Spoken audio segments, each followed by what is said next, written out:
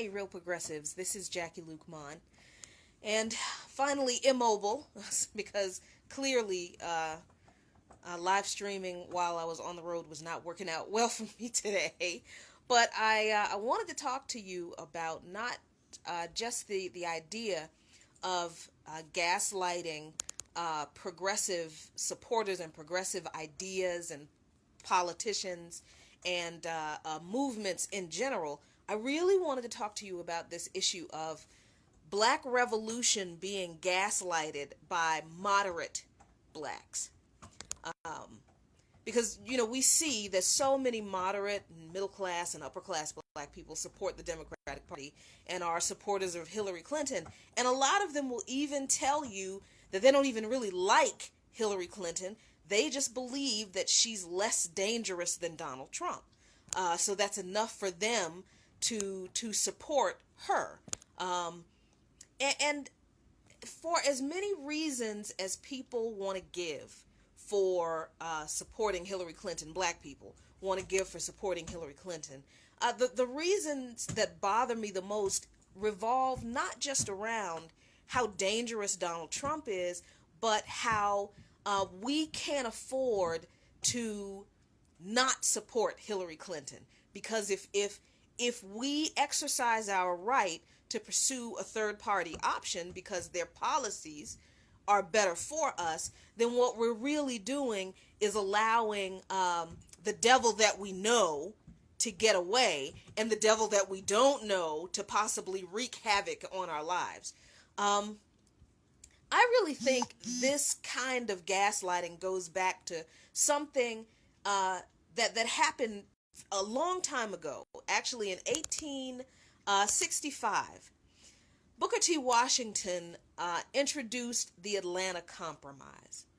Now, the Atlanta Compromise actually wasn't any written down policy platform. It was a speech that Booker T. Washington gave at the Atlanta Exposition, where he presented the idea to Southern white leadership that if they would fund basic education for black people, who, remember, this is 1865, so they're just freed from slavery.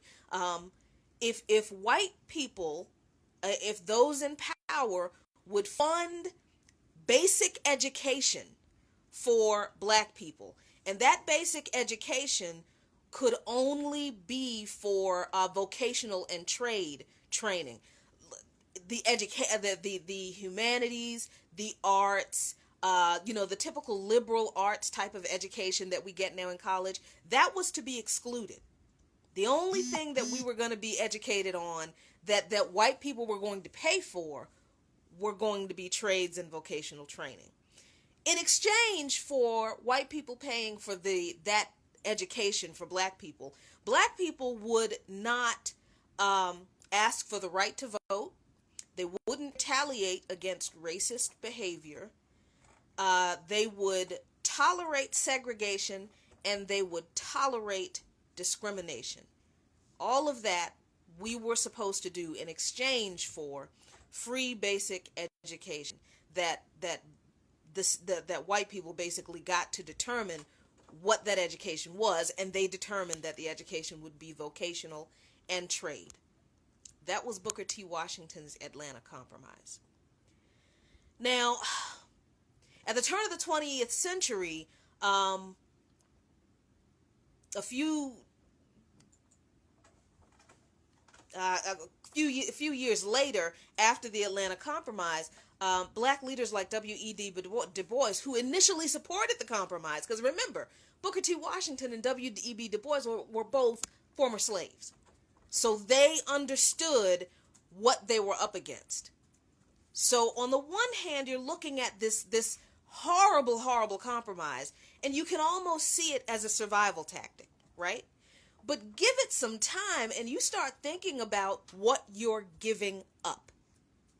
And this is the realization that W.E.B. Du Bois came to the conclusion about, that, okay, fine, we are getting free so-called education from these Southern white people who used to enslave us. But they get to choose what kind of education we get. So the kind of education they want us to get is only in trade and vocation, which means they want to maintain us as their labor force. And then on top of that, they don't have to worry about us demanding that we have the right to vote, the demanding that we have any political power or representation. They don't have to worry about us challenging them in any way in the social and political area of life that they are used to dominating. Because all we want is a free education that we think they have a right, that we think they should pay for.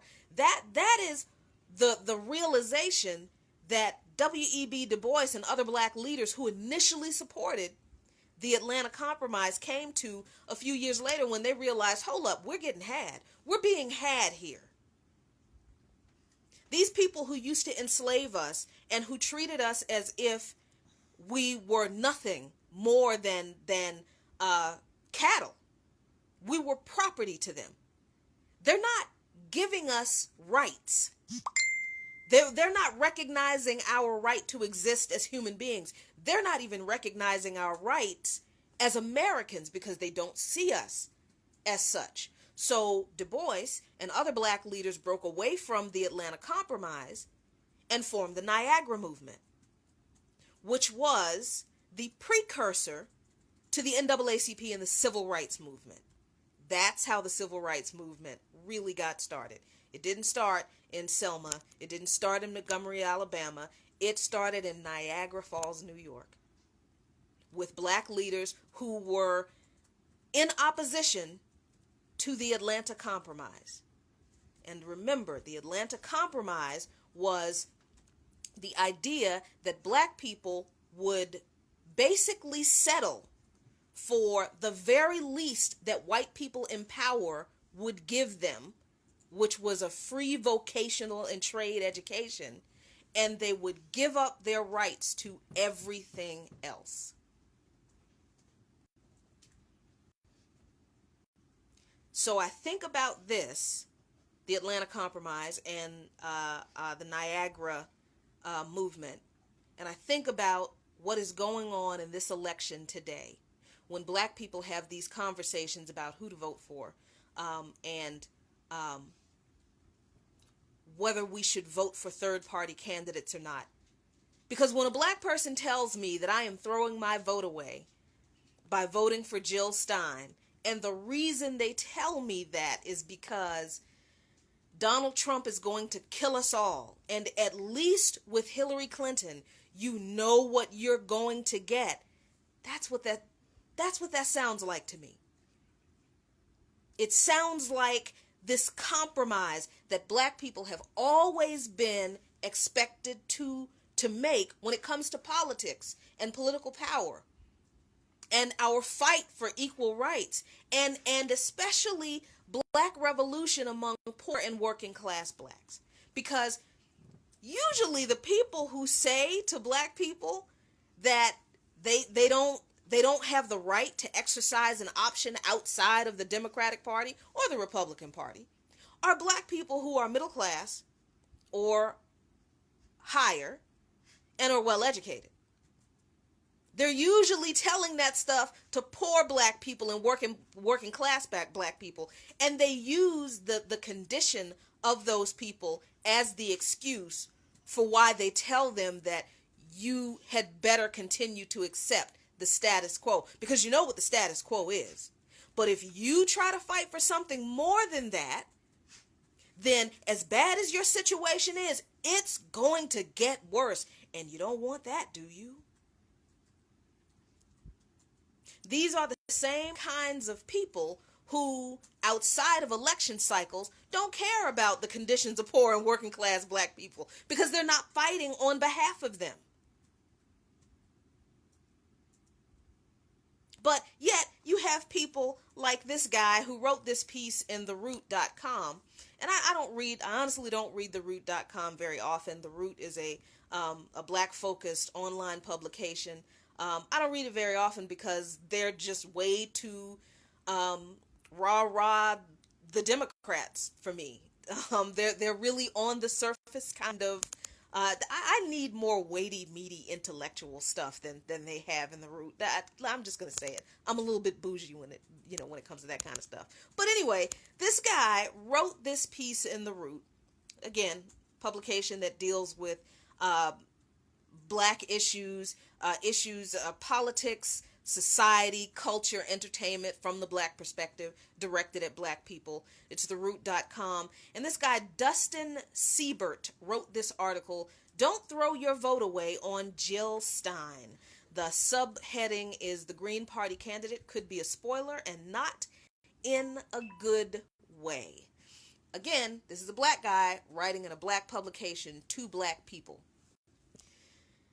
Here are my problems with what this guy has to say. He goes after Cornel West, and people can have all the problems with Cornel West that they want to. He's a little chatty, He's got that manner of speaking that you either love it or you hate it. But he says of Cornel West, "Listening to West, one of our eminent black scholars and a man whom I've venerated for years, back a horse that could contribute to the election of Donald Trump was like Yoda feeling the disturbance in the Force when Darth Vader slaughtered the Jedi younglings. I wanted to throw one end of his scarf into a wood chipper while it was still around his neck and force him to change his position." Michael Eric Dyson authored the definitive, if not petty as hell, ethering of West. "That's not what I'm here for. I plead that you don't listen to West or anyone else who would convince you to send your vote to Stein in November. The Green Party has been bopping around in the United States for a little more than 3 decades now. It gained notoriety when presidential candidate Ralph Nader put a small wedge between Al Gore and George Bush in the 2000 presidential election. The oft-touted idea that Nader, quote, stole, unquote, the election from Gore has been disproved, but he sure didn't help matters in an election he couldn't win. Stein is threatening the same interference for the 2016 election, which has arguably higher stakes." Now, first of all, let me this issue with middle class and moderate black folk bringing up Michael Eric Dyson as a source. Michael Eric Dyson is one of those intellectuals who knows a lot of big words, can talk really fast, and will overwhelm you with his big words in long sentences, talking really fast, interrupting you so you never get your point across. He does the same kind of "I am smarter than you, so I know better than you do what you need" kind of condescending to black people that limousine liberals do to the same groups of people. He's just the black limousine liberal, that's all. He really is. While he was one of the members of black academia who did criticize President Obama, when he needed to be criticized, he still went on this track of, you can't criticize him too much because the white people are after him and you don't want to give them any ammunition. If I have a problem with the president's policies, I have a problem with the president's policies. Period. End of story. If there are white people, politicians, pundits who hate the president because he is black, nothing I can say or do can contribute to that or make it go away. That's how they feel about him. My criticism of him and his policies are legitimate based on the fact that some of his policies absolutely sucked and absolutely did not do anything for the same group of people we're talking about today, poor and working class black people. But according to some black people like the Michael Eric Dysons, and I'm pretty sure this guy who wrote this article can't criticize Obama because the racists. So what that's done is that's created a situation among the people who need this advocacy the most, a situation where we know that we're being underserved and kicked in the back and kicked in the teeth and being talked down to and being left out and looked over by our elected officials, not least of all the first black president, but because we are so sensitive to the racism that he has endured, that we don't want to be seen as making it worse. And when we get the gall and the backbone to stand up and say, you know what, I get that he's been attacked by racists, but what he's doing when it comes to us is not right, we get kicked in the teeth by the Michael Eric Dysons of the black community. Oh, you all just need to sit down. Don't say anything. Don't give the Republicans any ammunition. You know they hate him anyway. Well, if they hate him anyway, what's my criticism of him going to do? Nothing. So this kind of elitist condescension toward poor and middle class, or poor and working class black people among the moderate, well-educated, and some of them pretty wealthy black people, it goes right back to the whole Atlanta Compromise and the talented 10th argument from W.E.B. Du Bois. Because you have to remember that even though Washington and Du Bois were former slaves, they were also educated by whites. I'm sorry, what was that? My husband is over here giving me notes. Du Bois wasn't a slave. I'm sorry, Du Bois was not a slave. See, I don't know all this stuff all by myself. It's not all in my head. I have help. I have my human encyclopedia of history over here, my husband. So even though Booker T. Washington was a former slave, he was educated in white institutions because there were no black institutions until the Tuskegee Institute. And that's how he got funding for the Tuskegee Institute, by the way. He convinced the white people that they should pay for this vocational trade education for black people, and we would give up everything else. We're still advancing this idea that black people, especially poor and working class black people, are supposed to give up real political power for some crumbs that white people decide. And the moderate black people who are advancing this idea think it's okay because they're the ones who are advancing it. Can't be racist if it's black people advancing the idea. Now, can it be? Yes, it can. Yeah, it can. But it's also classist. It's also where the class issue comes in.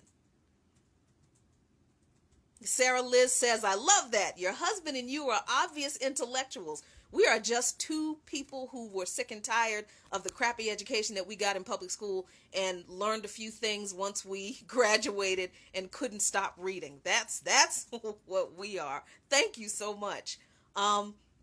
So, this guy, this stuff that he's saying in his article, it's just more of the Atlanta Compromise. It's just more of W.E.B. Du Bois's the talented 10th, the cream of the crop of the black population are the ones who are going to lead everybody else, the rest of the teeming masses, out of poverty. As much as I respect Du Bois, I didn't like the talented 10th idea. A lot of people didn't. I think toward the end of his life, he even kind of started to second guess, okay, maybe that's not really, because the whole idea, part of the idea behind the talented 10th was that the most educated among the black population were the ones who were going to teach the rest of the black population, the less educated, how to act, what to aspire to, in order for all of us to be accepted by white society. That's a summary and encapsulation, and probably not a very, very completely accurate one. But I encourage you to read the Talented 10th yourself. Toward the end of his life, I believe that W.E.B. Du Bois, though, saw the flaw in that logic.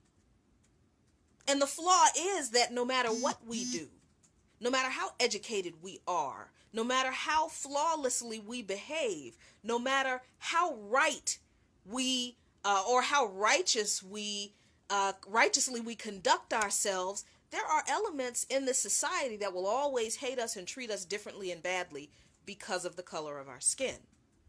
And the systems and the institutions in this society are set up to treat us unfairly based on the color of our skin. There is no amount of behaving ourselves in a way that is going to make us acceptable that is going to change that. W.E.B. Du Bois kind of started to realize that the whole talented 10th thing, yeah, not going to save us. But some of us still adhere to that ideology. So you've got these people like this guy writing this stuff about black people voting for a third party. He says, like I said again, the Green Party has been bopping around in the United States for a little more than 3 decades now. It gained notoriety when presidential candidate Ralph Nader put a small wedge between Al Gore and George Bush. The oft-touted idea that Nader stole the election for Gore has been disproved, but he sure didn't help matters in an election he couldn't win. Stein is threatening the same interference for the 2016 election, which has arguably higher stakes. Okay, this is why reading is very, very important. Reading is fundamental. He says in the first sentence that the idea that Nader, the third-party candidate, really didn't spoil anything, that he didn't steal the election from Al Gore, he says that that's been disproved. But then he turns right around and tells black people that Jill Stein could steal the election from Hillary Clinton, and that's why they shouldn't vote for her. Well, if Ralph Nader didn't steal the election from Gore, why are you using that example as a reason for me not to stop that? That's ridiculous. For the last time, Ralph Nader didn't steal the election from Al Gore. Ralph Nader didn't cost Al Gore the election. Hundreds of thousands of Democrats voted for George Bush. We want to talk about the votes that third-party candidates siphoned off from the Democratic Party, but we never talk about the third-party candidate votes that were siphoned off from the Republicans, if any siphoning was done at all. And what Democrats never ever talk about in this entire discussion of the 2000 election is the fact that there were so many Democrats who voted for the Republican. There were so few votes cast for the third-party candidate, for all of the possible third-party candidates, that even if those people had voted for Gore, which there is no indication that any of them would have, just like there's no indication that any of them would have voted for Bush, but even if they had voted for Gore, all of the Democrats who voted for Bush still would have been a problem. And then there's the issue of Florida and the hanging chads and the Supreme Court decision. But the only thing scared Democrats ever bring up when it comes to the 2000 election, especially in this election cycle, especially when we're talking about voting for a third-party candidate, is Ralph Nader. That's disingenuous. That's historically inaccurate. That's a lie. And it's bullying, and it has to stop. But can only stop if you know the truth. So now you do. Wasn't Nader's fault. And if Hillary Clinton loses this election, it's not going to be our fault. It's not going to be Jill Stein's fault. It's not going to be Bernie Sanders' fault. It's not even going to be Donald Trump's fault. You know whose fault it's going to be? It's going to be Hillary Clinton's fault. Hers and hers alone. And let me just say, this idea of a black person telling me that me voting for my dog if I feel like it is throwing my vote away is insulting. My people fought for the right to cast a vote. We also fought for the right to independently choose who we want to vote for. I don't have to succumb to the bullying from white people in the establishment in telling me who I had better vote for, and I don't have to succumb to it from black people either. He goes on to say more ridiculous things. Folks aren't riding for Stein or the Green Party and its Candyland-ass platform because they're impressed with either. Oh, I'm sorry, I should have told you, there's cursing in this video because he curses, and I'm probably going to cuss some in response to some of the ridiculous bull crap he's saying. Then he says they're planning to throw their vote away on anyone but Clinton play, which is misguided at best. Truth is, Stein could walk past my desk, grant me my 40 acres and a mule, and I still wouldn't know who the fuck she was. Put a picture of her alongside one of Clinton Powell, and I bet even white folks will recognize Powell first. This is the kind of silly, childish BS that I wish black people would stop doing. This whole identity politics. So what? I know who Hillary Clinton is when I see her face, and most people probably wouldn't know who Jill Stein is if you put her face. So what? We're not dealing in personalities here at Real Progressives. I don't know why you're here, but I'm not dealing in personalities. I supported Bernie Sanders because I supported his policies. And I supported his policies before Bernie Sanders was ever in the race. So I said yesterday, I will say it again, and I will continue to say it. I don't care if Boo Boo the Clown is the one who is running on these policies that I support. I'll support him. As long as the policies are progressive and they will address the needs of the people, the policies are the only things that are important.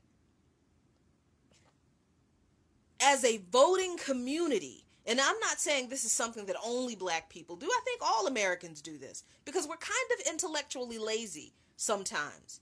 Well, we all do the identity politics thing. We all do the, well, who knows her? Who knows him? What have they done? How much experience have they had in governing? Well, what are their policy platforms? What do they believe in? What are they trying to do? We don't ask those questions because we're still on the popularity contest tip. And the future of my people, the future of this country, cannot be watered down to a popularity contest, which is what he's saying. He goes on to say, to be clear, I'm not Clinton's #1 fan. Could have fooled me.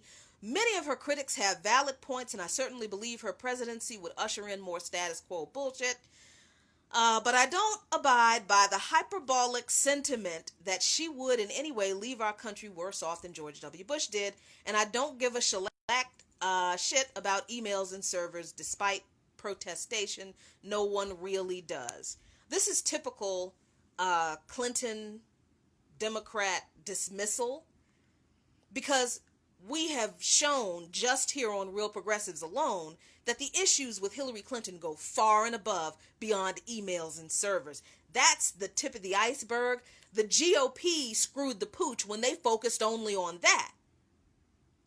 Because there was a lot more that the GOP could have nailed her for, and they didn't, because they're narrow-minded.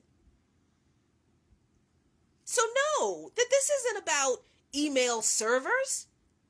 No, this is about Haiti, and this is about Libya, and this is about Syria, and this is about the Welfare Reform Act, and this is about super predators, and this is about the 94 Crime Bill, and this is about the Prison Litigation Reform Act.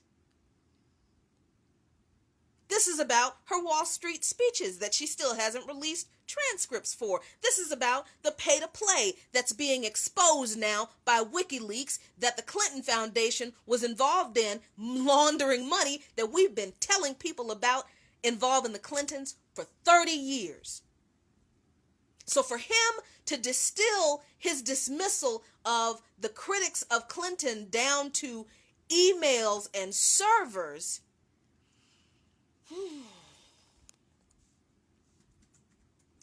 he brings up the sexist stuff.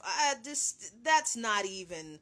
Oh, I'm sorry. No. He says that he won't abide by the hyperbolic sentiment that she would in any way leave our country worse off than George Bush did. But then in the next paragraph, he goes into his own hyperbole by saying, I also recognize that there are scores of sexist troglodytes under the impression that a woman pushing 70 will somehow defy foundational human biology by going on the rag and emotionally starting World War III, leaving us to walk blindly through the post-apocalyptic wasteland fighting bandits like Denzel in the Book of Eli. These people should be taken as seriously as Trump voters. Wait, hold on. You don't believe in the hyperbolic sentiment of the damage people believe that Hillary Clinton will do because of the damage we've seen her actually do. But then you employ your own hyperbole to dismiss all of the criticism against Hillary Clinton to focus on sexism.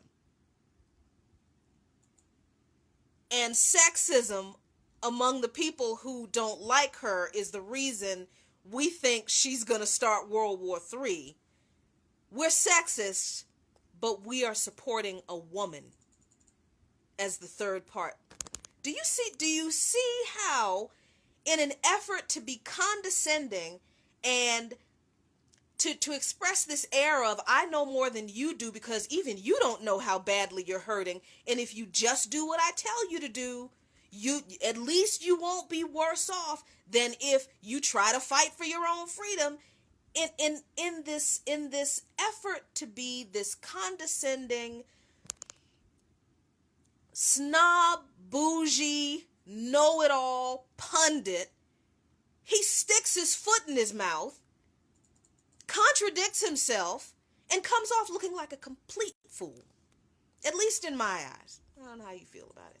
I think somebody posted up here that I shouldn't publicize people's names. I won't call your name if you don't want me to call your name. I do like to read people's comments sometimes because I want people to know that I know you're watching and I know you're commenting and you have something to say just as much as I do, and I want to share your thoughts too. So, if you don't want me to read your comments, wait until the video's over, I guess. So, my husband, but that's Abdul-Shahid Luqman, my husband says Jill's not female enough. Well, she's not woman enough like me. But no. So okay, this guy goes on to say, truth is your day-to-day will likely not change under her presidency. We don't believe that. And this is the part of this guy's article where he does some stuff and he writes some stuff that people who are members of the black academia, the black intelligentsia, the black upper class, they do this kind of thing to think that they are trying to communicate with the rest of us, with the little man, right? With those of us in the hood, they start throwing around slang like it's on sale at Walmart. All of a sudden, they cease being, these high-minded, intellectually astute, talented 10th type of people, and then the next thing you know, they just poke you on the corner, just like they think the rest of us are, right? So he does this. He says, truth is, your day-to-day will likely not change under her presidency. Henny will still be plentiful. Henny meaning Hennessy. Henny will still be in plentiful supply. Grown-ass men will still be chasing Pokemon. Why are we mad at people playing Pokemon? I don't understand. It's a game. Loosen up. Enjoy life. Chase the Pokemon. Why do we have to shame people over that? And Kevin Hart will still make the same movie over and over and over again. And I told you there's cussing and some objectionable language in here. You niggas will go see it. I do not ever believe that all black people are monolithic. We all don't believe the same thing. We all don't like the same thing. We all don't want the same thing, right? And as someone who is politically passionate, socially active, I have to remember that myself. I do. Because I have to catch myself when I'm talking to black people and I have to say, look, You need to understand that we all need to, and I have to catch myself and go, nope, we all don't need to anything, because we all don't live the same life. We all don't have the same experience.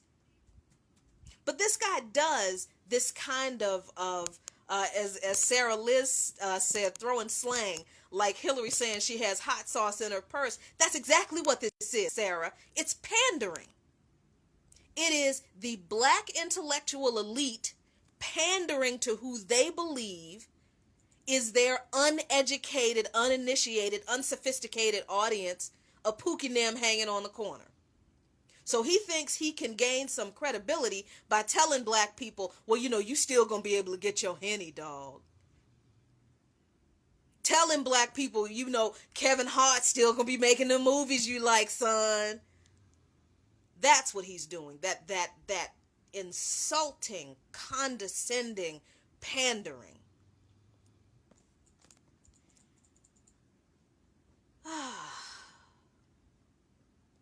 He goes on to say something that, and this kind of crystallizes this whole thing to me. I have said before that I don't have a problem with people, especially black people, who used to support Bernie Sanders and who have decided for their own reasons, you know what, I'm more comfortable with voting for Hillary Clinton. I don't agree with them, but I'm not going to sit there and tell them that they're wrong, they're crazy, and they need to go jump off a bridge. If you've come to that conclusion after you've recognized that the system is broken, no, I'm sorry, the system's not broken. The system's working exactly the way it was meant to work. It's just that now everybody's seeing that. We've always seen that. Cameron Moore said, sounds like he has unconscious bias. You're right. I think he does. That's what happens when people do that.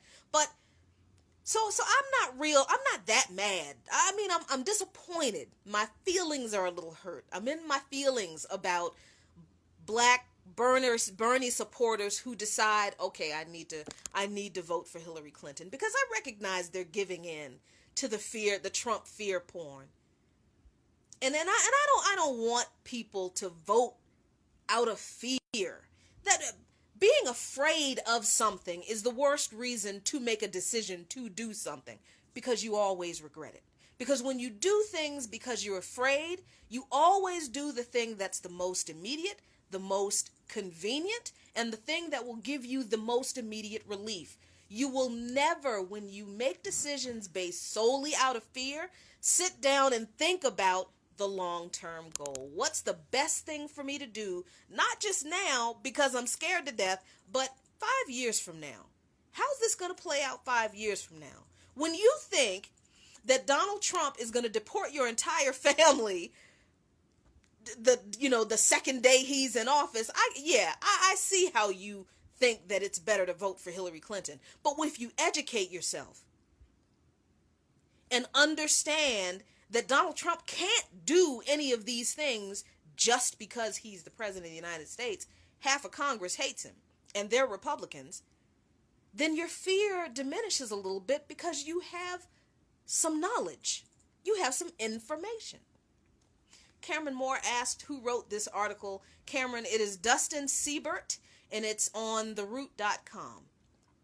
So anyway, like I said, I don't have any hatred for anybody who is a strong Sanders supporter who feels that they have to vote for Hillary Clinton because Donald Trump is going to kill them. I don't agree with them. I think that's not even pragmatism. That's Stockholm syndrome. But I'm going to give them some slack, because at least they understood that there was a problem and there's a better way in the beginning. This guy was never a Sanders supporter.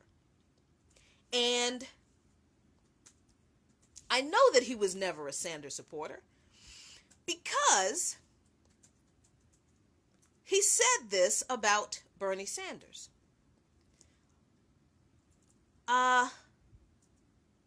He says, I'm not surprised to see some black folks of all people adopt the position of privilege. I'll come back to that. The position of privilege by suggesting that a Trump presidency might benefit our community in the long run.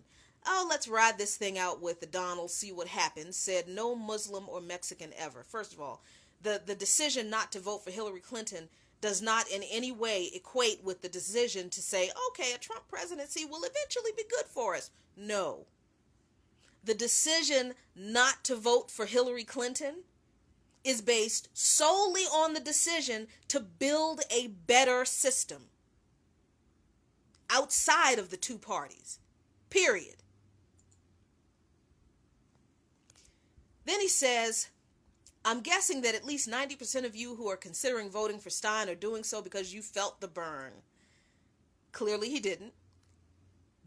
This is what he says about Bernie Sanders now. That Doc Brown looking ass nigga lost. Get over it. I have to pause here, again, and address this phrase he used. Looking ass nigga. Nicki Minaj, who I never ever listened to, put out a song last year. Thanks, Liz, for reminding me that I'll go back to that. Put out a song, I think it was last year, year before that, called Looking Ass Nigga. And the video that she made for the song featured her shooting down rows and rows. It looked like an army of black men with a machine gun.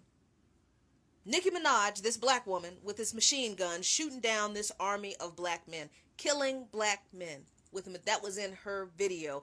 And the lyrics to the video was her basically denigrating black men and just calling them looking ass nigga over and over and over and again. How much they aren't worth this, they're not that, they're every horrible thing in the book.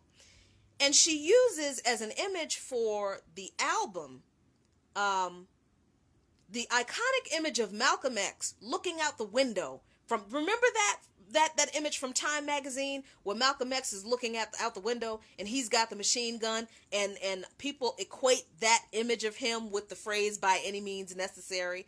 But the story behind that is very interesting because that picture wasn't even supposed to be taken. That was an accident. And at the time he was getting death threats, so he was protecting his family. The black community, exactly, Sarah, the black community almost marched on Nicki Minaj's house. We came after her on Twitter, came after her on Facebook, came after her on Instagram, told her how her video, her song, that image that she used of Malcolm X was disrespectful, how this whole looking ass nigga song of hers was a piece of crap. The idea that she was sending, that a black woman is running around shooting and killing a bunch of black men as if black men don't have it hard enough. Nicki Minaj, what is your problem? Yeah, we came after her for that, and she pulled that record. I don't think that record was ever released. I know it was never played on anybody's radio station. First of all, because it was full of curse words. But second, because black people saw it, because it was released online, black people saw it, and we were like, no, you don't, no, we don't do this. No. So for this man to call himself lecturing poor and working class black people about who we better not vote for, and use this disgusting term, this phrase that came from that incident, the insult is like, it's like Caesar being stabbed in the back times 10. It's just like, do you not recognize how not just condescending you're being now? This is not condescending anymore. Now, this is beyond pandering. This is seriously you being a Sambo at this point. I said it. Yes, I did. Because you are telling black people who have been fighting against every institution that's ever existed in this country for our right to be seen as human beings, and to be able to exercise all of the rights we've been told that we now have, and you use some disrespectful garbage like this to tell us to get over the fact that the person many of us supported to advance the policies we've always believed in, because remember, I told you 67. I'm sorry, 65. These weren't Bernie Sanders policies. You have black revolutionaries and other revolutionaries and leftists who have been supportive of these policies for 30, 40, 50 years. Bernie Sanders was just the right guy at the right time to deliver the message, to carry the water. That's it. But he's telling us that we're supposed to get over the fact that he lost. Not the fact that democracy was stolen from us. Not the fact that he would, you know what I mean. You know what I mean. He says, like many of you, I'm over our government's two-party system. If you're over our government's two-party system, why the heck are you telling me to continue to support it? That doesn't make any sense.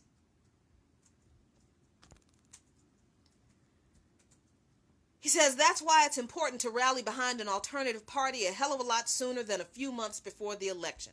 While some would argue that a third-party system is futile altogether, I think everyone would agree that the revolution doesn't happen in the same amount of time it takes you to get off new employee probation. Obama's ascendancy to the presidency took several years. Again, here it is with the foot in the mouth hypocrisy. You say you're fed up with a two-party system. You say that we should get behind a third-party alternative, but your only argument is that we should have done it a hell of a lot sooner than we're doing it now. Well, where were you? Where were you before now? You weren't supporting Bernie Sanders. I know that much. Excuse me. He says at this point, you're either hashtag with her or you want to make America great again. Anything else is a waste of everyone's time. See, that's the thing about people who have this kind of attitude, black, white, I don't care who you are, but it's especially insulting to me coming from black people. Because, see, I expect to have this struggle, this fight, this argument. I expect to get this kind of attitude from people who aren't like me, who don't have my experiences, who don't see the system and the country sometimes the way I do, who don't get treated the way I do sometimes. So yeah, I expect to have to get that kind of attitude from the limousine liberals and the well-meaning white liberals and the well-meaning white progressives who may not mean any harm but honestly don't get it. But when it comes from a black person, I know you know the history. I know you know about he's not an unintelligent guy. I'm pretty sure he knows all about the Atlanta Compromise. I'm sure he knows all about the Talented 10th. I don't think there's a black person who's gone to college who doesn't know about the Talented 10th. You know all about how this system has never served us. So his assessment of black revolution in the political sphere, because our revolution has to take a bunch of different aspects. It has to look like a bunch of different things.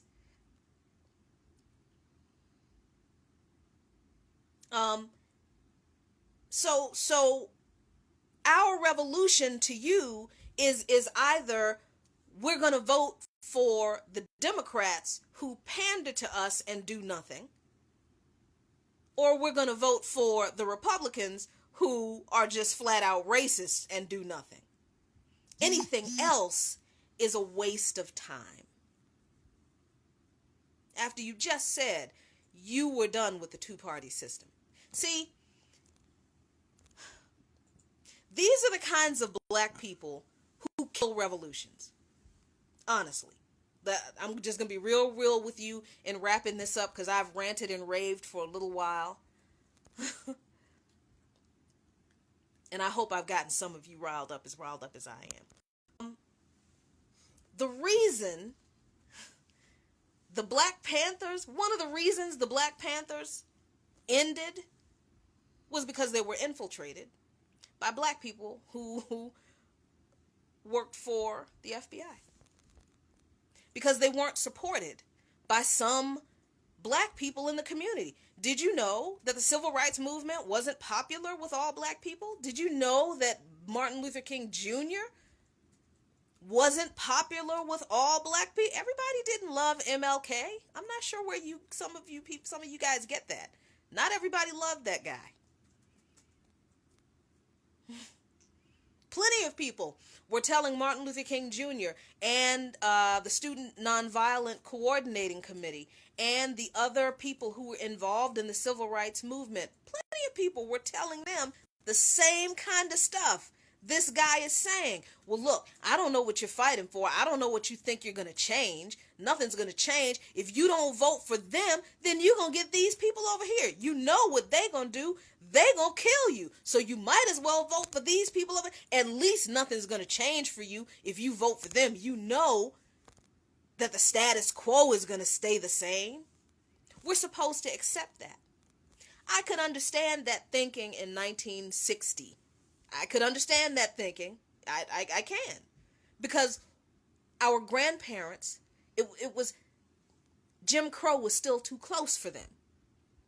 And they were afraid for our lives. Okay, I could understand that thinking. But you can't continue to be afraid. This just sounds like just the same kind of, I'm afraid of the white man. I said it. Yes, I did.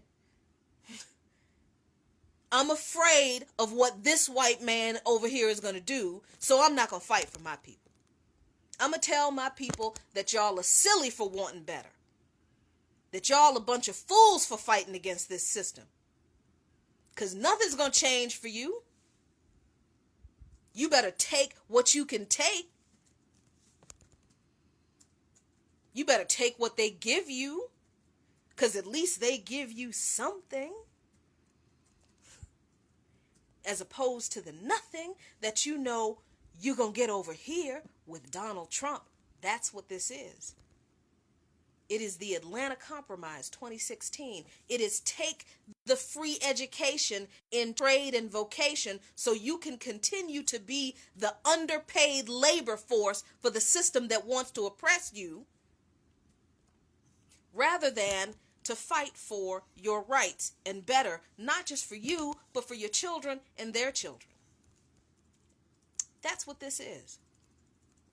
It's hard for me to talk about this without like rambling off into the stratosphere, because there's so much history behind this. There's so much in this. There's so much ridiculous stuff this guy said in this piece. I encourage you to go read it and comment on it. And the purpose of us supporting a third party at this juncture in the history of this country and in this political election is not because we think we're going to win the White House right now. Yes, of course, we fight like heck to get on the ballot in every state, to get Dr. Stein on the ballot in every state, and we fight to get her in the debates. Yeah, but we know this is a long shot. We're not stupid. We're not children. What we are fighting for is not one election. We are fighting for a better system. And yes, some of us should have started sooner, like this guy. But the moment that you wake up to the fact that there is a reason to fight for something better, that's the best time to jump in the revolution. That time is now.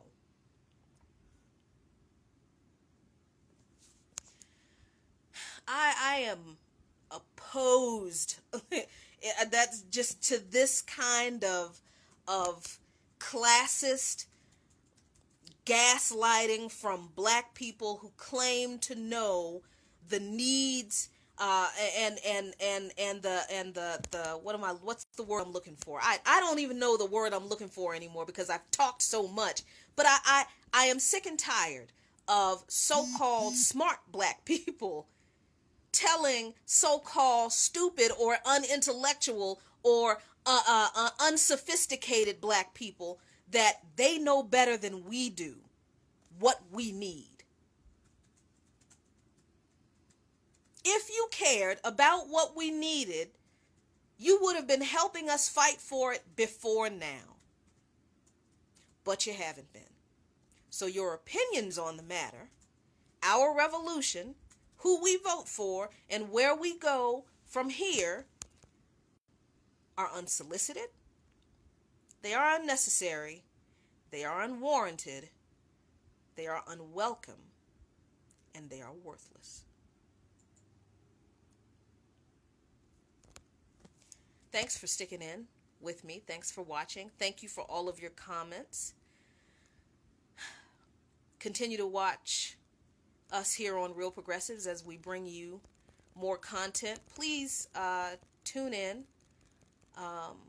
to some of the live streams we have from Richmond, Virginia today for the Fight for 15 conference. And look out for the information that we have for the fight for the Standing Rock Sioux Nation against the Beacon pipeline that is threatened to be built in North Dakota. That protest is going on right now. We'll bring you some more content from that. Please go to theroot.com, read and comment on this article. Don't throw away your vote on Jill Stein by Dustin Siebert. Thanks for watching. I always have such a good time with you guys. Thank you so much for your support here on Real Progressives. Have a great day.